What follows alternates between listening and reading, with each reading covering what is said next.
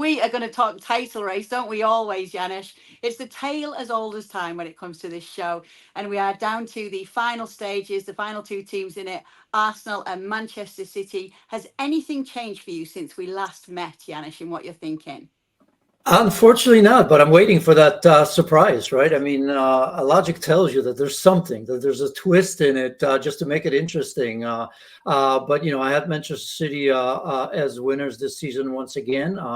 Some doubts, and those doubts simply because of the outstanding season that Arsenal has had. Let's not forget they are at the top of the table at the moment. So, I suppose it could happen, but I'm going to stick with Manchester City, given the fact that they've been through this on numerous occasions.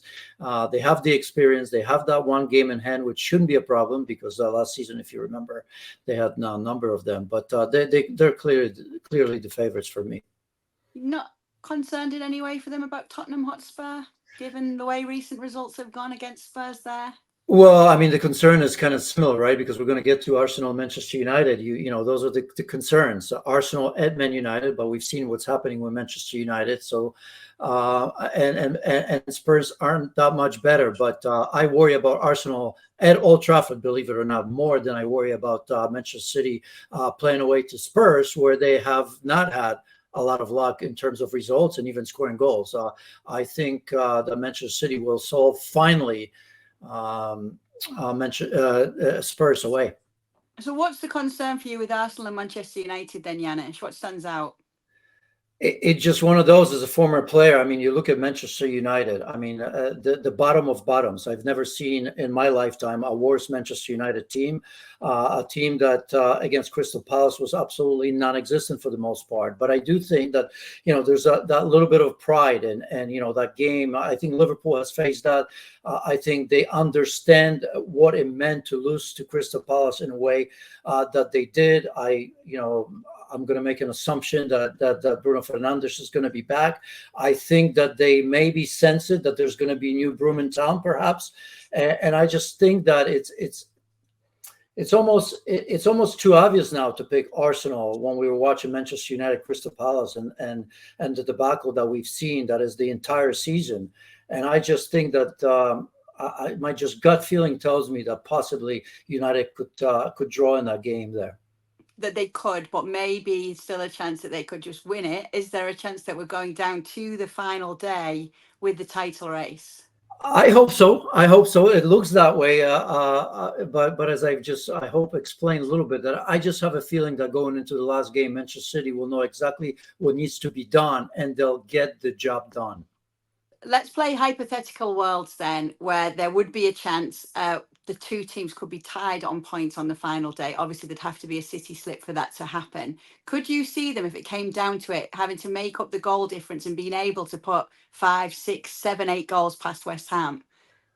It could happen. I don't see that's happening. Even though West Ham we've seen this season, just even recently. But no, I don't think that's going to be the case. Even when it came down to it, West Ham. I mean, just imagine. I know obviously that David Moyes is no longer there. I think the players will be under the watchful eye of, let's just assume, Lopetegui. So no, even though they're capable, Manchester City, and they've proven over and over and over again, I think if it came down to that, if it comes down to that, I think that we're going to have a new champion, and that will be Arsenal.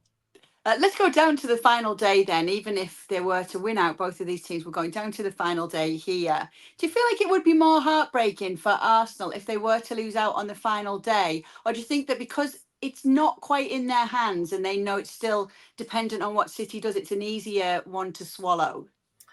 Well, it would be heartbreaking for sure. It would also be I mean, you're talking about perfection here for Manchester City for years and years and years. And I think if you Arsenal, I mean, it would be heartbreaking. But as you said, I mean, if they were going even into that, it's a little bit different. But because at this moment, Manchester City, obviously, if they run out winners in all games, they'll win it. I think it would be, and it would be a spin.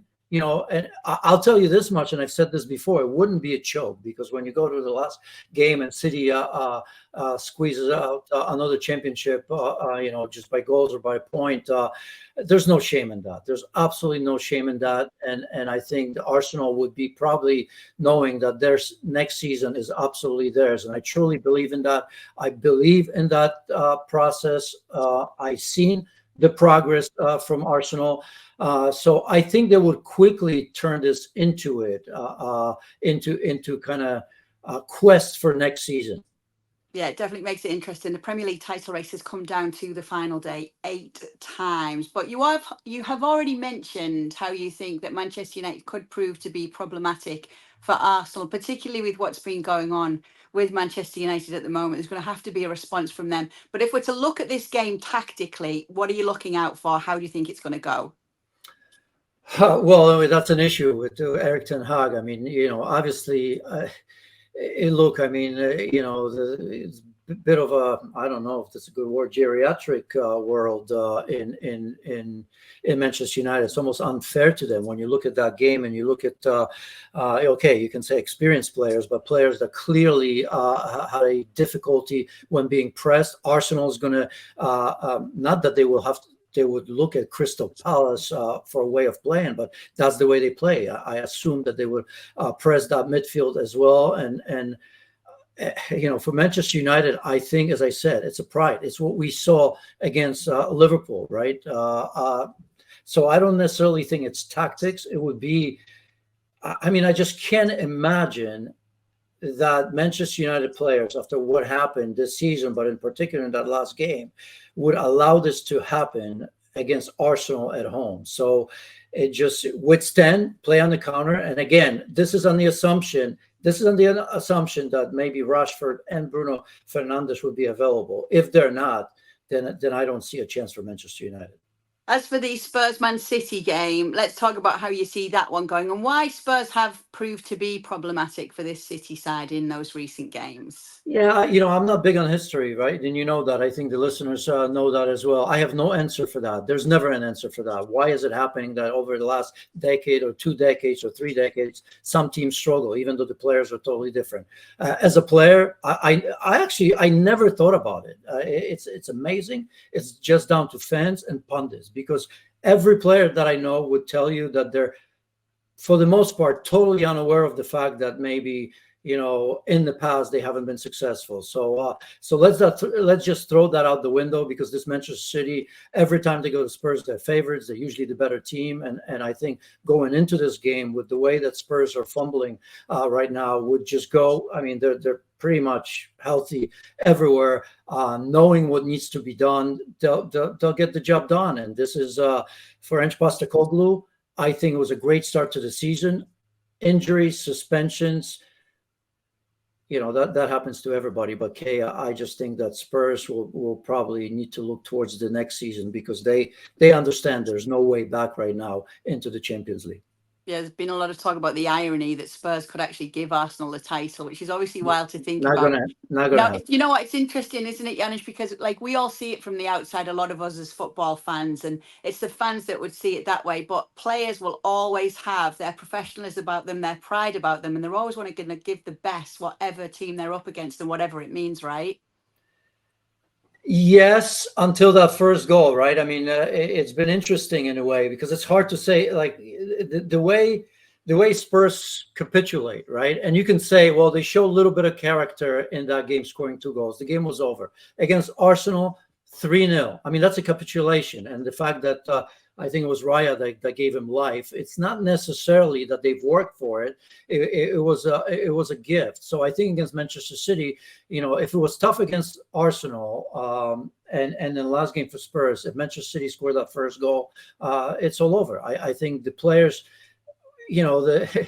the players will show professionalism, but against a team like Manchester City, you can be as professional as you want to be. When it's 1-0 or 2-0, you're just hoping that's not going to be a thrashing. And that's the way I look at it. So again, just like in any game against Manchester City, if you can stay the course, if you can get the crowd into it, but how much you're going to get the crowd into it? Think about it, what you just said, knowing that you may be giving Arsenal the title.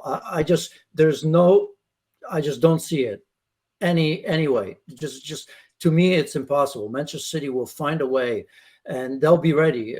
Let's remember, for them, winning Premier League and winning the title against Manchester United, that's massive now, being out of the Champions League. So I think there's, they're turning the page on maybe this dynasty they've had. I'm not saying that Manchester City is not going to continue that, but I think they're going to bleed one or two key players, and it's going to be a quiet rebuild, I suppose, if I could say it that way. So Yeah, it's big for them.